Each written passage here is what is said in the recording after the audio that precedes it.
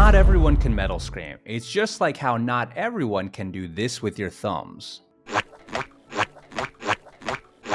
That is what I told myself for 15 years of my life. I felt this way because every tutorial I watched made screaming look so easy, and they would say, oh, just do this one method, and it would work perfectly for them, but none of it ever clicked for me. Meanwhile, I'd go to a local show, and even a random audience member would grab the mic and just know how to scream, and it felt kind of like a secret club I wasn't allowed into. For me, learning to scream wasn't just about making noise, it was about finally having a way to vent my heart out and my emotions, a way that felt truly authentic. In addition, in my own way, being able to scream felt like it would be able to help me connect with others, make people feel seen, and maybe, just maybe, make me feel like a cool, confident guy on stage so I can have friends. Yet every single attempt I made led to failure, and I had a voice in my head, the one we all have, whispering, "You aren't meant for this, you're going to wreck your voice." It was painful to want something so badly and clearly not be able to do it. So painful that I turned my back on this dream for a decade. Year one, I listened to my favorite music every day, wishing I could do that, whisper screaming along. Year two, I would once again have the courage to think, you know what, maybe I can scream, maybe I can do this. And then I'd watch a few YouTube tutorials, try, feel pain, fail, and give up. Year three, I would think to myself, okay, you know what, maybe this is the year I'll do it. I would try a deep sigh or this, that sound and push it out. I'd feel pain, be scared of hurting my voice and give up. And I did that process for 10 years. I even had other vocalists do screaming parts on songs I wrote. And every time it was a brutal reminder of what I wished I could do. But after 10 years, I realized that this dream would never go away. So I finally had enough and made the decision to commit every day to practicing, getting coaching, and studying to figure it out. I wanted it so bad that even if learning to scream meant wrecking my voice, I was willing to pay that price. It was a messy journey that took an additional 5 years, but eventually I got it.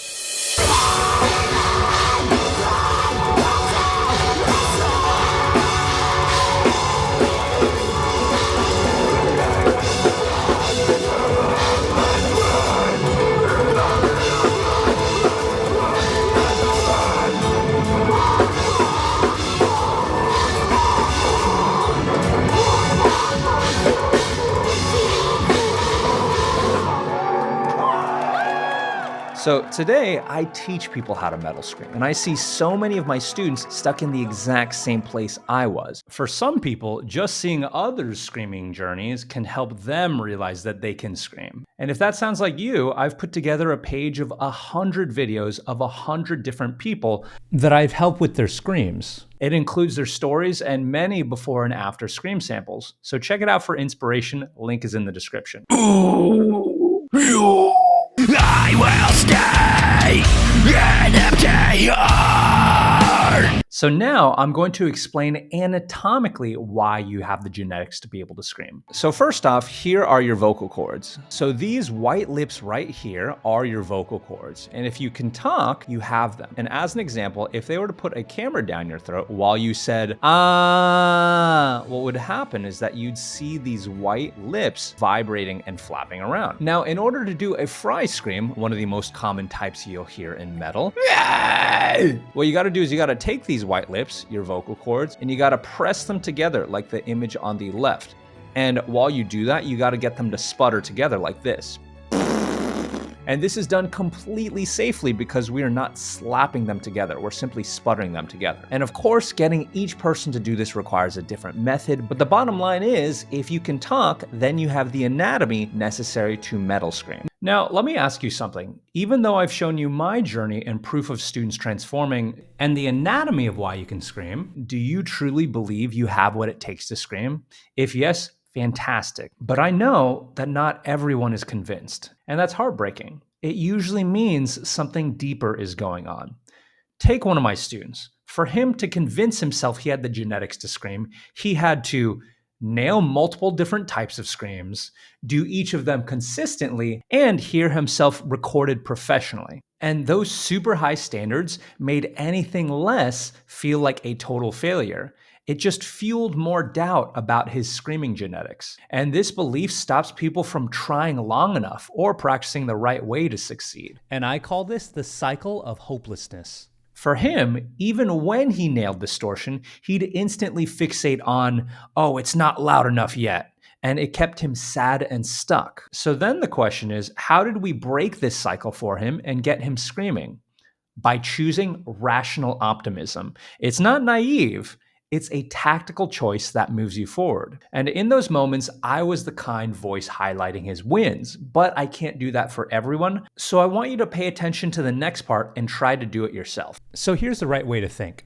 You have to choose to be motivated by the 5 attempts where you made progress as opposed to the 95 attempts where you didn't get it. I want you to see every screaming attempt you do where you sound just a little bit better as 1% improvement. And I want you to focus on finding just these 1% improvements every day. Because guess what? Did you know that if you improve every day by just 1%, that progress will compound and you'll become multiple times better? I want you to take a guess. Let's imagine that you improve 1% every day for 365 days out of the year. Just out of curiosity, how much times better do you think you'll be at the end? Well, the answer is 37 times better by the end of 1 year. So all you have to do is just keep at it and keep trying to improve by 1% each day and choose to find happiness in these small wins, these small steps forward, these small amount of times when you are getting the distortion.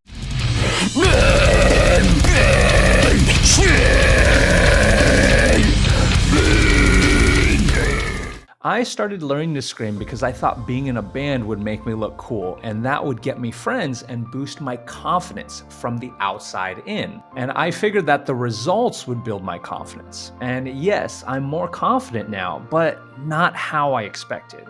And believe it or not, I'm now actually thankful that I doubted my genetics at first. Because it wasn't the end result of being able to scream that built my confidence, it was the journey it took to get there.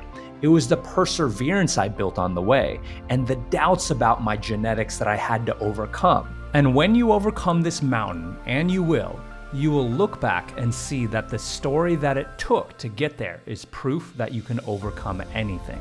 Okay, so now you know more about the right mindset of learning to scream, and you might have a little bit more assurance that you can scream. We need to learn how to get technical and fix your actual screaming problems. So check out this video right here to know how to solve your screaming problems.